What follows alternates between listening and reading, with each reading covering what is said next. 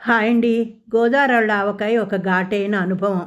ఈ గోదావరి జిల్లాల ఆవకాయ అంటే కేవలం ఒక పచ్చడే కాదండి. ఇది ఒక ఎమోషన్. గోదావరోళ్ళ ఆతిథ్యంలో ఆవకాయకుండే స్థానమే వేరు. ఆ రుచిని వర్ణించాలంటే మన మాటలు సరిపోవు. వేడి వేడి అన్నంలో ఇలా పచ్చడి వేసుకొని ఆవకాయ పచ్చడి తింటే ఆహా! తెల్లటి చిన్న రసాల మామిడికాయ ముక్కలు, ఎర్రటి సూర్యకాంతిని తలిపించే కారం, గానుగ పట్టించిన స్వచ్ఛమైన పప్పు నూనె, వీటన్నిటి కలయికతో తయారైన ఆవకాయ జాడి మూత తీస్తే ఆ వాసన ఊరంతా తెలియాలండి. ఇంకా పంటి కింద పడితే టక్కుమని శబ్దం చేస్తూ పులుపును చిమ్మే గట్టి ముక్కై ఉండాలి. అన్నంలో కలుపుతుంటే ఆ ఎర్రటి నూనె వేళ్ళకు అంటుకుంటూ ఆవఘాటు ముక్కుకు తగులుతుంటే వచ్చే ఆ మజాయే వేరండి. వేడివేడి అన్నంలో కాస్తంత ముద్దపప్పు, అలాగే ఒక చెంచా ఆవకాయి, పైన దోసెడు నెయ్యి వేసుకొని కలుపుతుంటే అది అమృతం కాక ఎలా ఉంటుందండి. అందులో 2 మామిడికాయ ముక్కలు నంచుకు తినండి. ఆహా! ఏమి అద్భుతం, ఏమి రుచి. ఆ గోదావరాళ్ళం ఆవకాయ పెట్టడంలో ఒక పద్ధతి, వడ్డించడంలో ప్రేమ కూడా చూపిస్తామండోయ్. ఏ కాస్త ఆవకాయ వేసుకోపోతే ముద్ద దిగదండి. మా మాటల్లో ఉండే ఆత్మీయత ఆ పచ్చడికి మరింత రుచినిస్తుంది. ఎర్రటి కారం చూసి భయపడినా ఒక్క ముద్ద తిన్నాక మళ్ళీ కావాలి అనిపించడం గోదావరి వాళ్ళ ఆవకాయ ప్రత్యేకత. ఆవకాయ పెట్టుకోవడానికి నేను మార్కెట్కి వెళ్ళి చక్కగా కాయ అయితే కొనుక్కున్నానండి. 100కి 5 కాయలు ఇచ్చారు, తెల్ల గులాబీ. ఇలా కొట్టించిన ముక్కలన్నిటిని ఇంటికి పట్టుకెళ్ళి శుభ్రంగా తుడిచి పైన పొర తీసి కొంతసేపు అలాగ ఆరనిచ్చిన తర్వాత ప్లేట్లో ఆవకాయ కలపడానికి రెడీ చేసుకున్నాను. 3 మ్యాంగోస్, కారం పొడి, ఆవపిండి, 2 గ్లాసులు ఉప్పు, పసుపు, మెంతులు, ఇంగువ, ఏఎస్ బ్రాండ్ పప్పు నూనె, అలాగే బెల్లం, ఆవకాయకి 2 బెల్లం దిమ్మలు. ఇప్పుడు ఆవకాయ పెట్టుకునే విధానం చూడండి. నేను గ్లాస్ అయితే చూపించాను కదా, ఆ గ్లాస్తో ముందు నేను ఆవపిండి కొలుచుకున్నాను. ఇది 4 గ్లాసులు వస్తుందండి అర కేజీకి, కానీ 1 గ్లాస్ అయితే తగ్గించుకున్నాను. లేకపోతే కారం తెలీదు, చర్రమని అంటుకోవాలి కారం తినాలి అంటే. ఆవకాయ తిన్నాక పెదాల మీద కొంతసేపు ఆ కారం ఉంటేనే ఆవకాయ రుచి.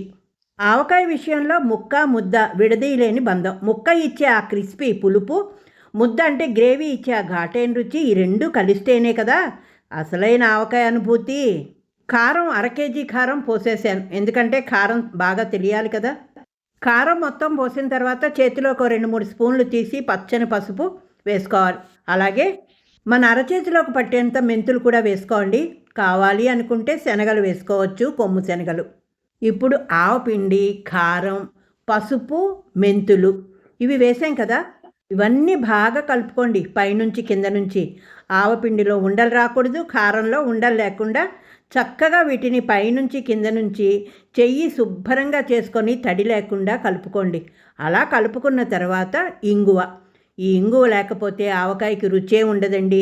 నేను అన్నిట్లో వాడతానని మీకు తెలుసు. ఇంకా ఆవకాయకి వాడినా ఆవకాయలో కూడా చక్కగా చేతి మీద 2 సార్లు ఈ ఇంగువ అయితే వేసుకున్నాను. ఇప్పుడు ఉప్పు ఐడేట్ కాకుండా మామూలు కల్లుప్పుని మెత్తగా చేసి 2.5 గ్లాసులు ఉప్పు పోసుకొని మొత్తం కలిపిన తర్వాత ఇప్పుడు మా అమ్మ ఎలాగైతే పెడుతుందో అలాగే పెట్టానండి. మా అమ్మ చెయ్యి చాలా మంచిది, ఆవకాయ చాలా బాగా పెడతారు. మా అమ్మ నాన్న ఏంటంటే తోటలకు వెళ్ళి కాకినాడలో చక్కగా కాయ తెప్పించి తెల్లవారుజామునే కూర్చొని పెట్టేవారు. ఆ నువ్వుల నూనెతో పిండి మొత్తం చక్కగా ముద్దలా ఉండాలి. అందరూ నూనెలో ముక్క వేసి ఏడాదంతా గట్టిగా ఉంటుందని వేస్తున్నారు, కానీ నేను ఆవకాయ పెట్టడం మొదలెట్టిన దగ్గర నుంచి మా అమ్మ పద్ధతినే వాడుతున్నాను. ఇలాగ మెత్తగా నూనె కలిపిన ఈ ఆవపిండి కారంలో ముక్కలన్నీ కూడా చక్కగా దొర్లించుకొని డబ్బా కానీ జాడీ కానీ తీసుకోవాలి. ఇలా తీసుకొని చక్కగా ముక్క తర్వాత పిండి వేసుకుంటూ ఎక్కడ ముక్కకి మనం పొడిగా లేకుండా చక్కగా నూనెంతా పైన పోసుకొని చక్కగా 3 రోజుల దాకా డబ్బా మీద మూత తీయకుండా ఉంచుకోవాలి. 3 రోజులు ఆవకాయ కదపకండి. ఇప్పుడు నేను వెల్లుల్లి ఆవకాయ కొంచెం ఆవకాయ పక్కకు తీసి వెల్లుల్లి వేయడానికి ఒలుచుకుంటున్నాను. 3 రోజుల తర్వాత డబ్బా మూతలు తీసి చక్కగా పైనుంచి కొంచెం నూనె పోసుకొని ఒక చిన్న దాంట్లోకి ఆవకాయ సగం తీసి అందులో వెల్లుల్లిపాయలు వేసుకున్నాను. ముందు కొంచెం వేసుకున్నాను, తర్వాత మీకు చూపిద్దామని అందులో వేసుకున్నాను. ఇది 5వ రోజు దాకా మూత పెట్టి పైనుంచి కింద కలిపాక 5వ రోజు మళ్ళీ నేను తీసి రుచులు చూస్తాను. ఇప్పుడు చూసుకోవాలి ఉప్పు కారాలు సరిగా ఉన్నాయి లేంది. ఉప్పు లేకపోతే ఇప్పుడు కలుపుకోవచ్చు.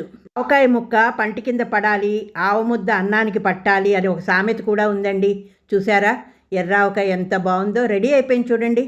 ఆవకాయ అన్నం తినేటప్పుడు మధ్య మధ్యలో ఆ పుల్లటి ముక్కను కొరుకుతుంటే వచ్చే తృప్తి చాలా చాలా బాగుంటుంది. వర్షాకాలం మొదలవుతుంటే అప్పుడే ఊరిన ఆవకాయతో జాడి అడుగు అన్నం కలుపుకొని తింటుంటే ఆ తృప్తి ముందు పంచభక్ష పరమాణాలైనా దిగదుడిపేనండి. ఇది మన గోదావరి రుచి, మన సాంప్రదాయం. ఆవకాయలో ముక్కిష్టమా, గుజ్జిష్టమా కామెంట్ రూపంలో తెలియచేయండి. ఇది మా ఇంటి ఎర్ర ఆవకాయ వితౌట్ గార్లిక్, విత్ గార్లిక్. నచ్చితే ఒక లైక్ చేసి షేర్ చేసి హై బటన్ని క్లిక్ చేయండి. మరొక కొత్త రెసిపీతో మళ్ళీ మీ ముందుకు నేను రావడానికి ప్రయత్నం చేస్తాను. అంతవరకు సెలవు. మీ పార్థ.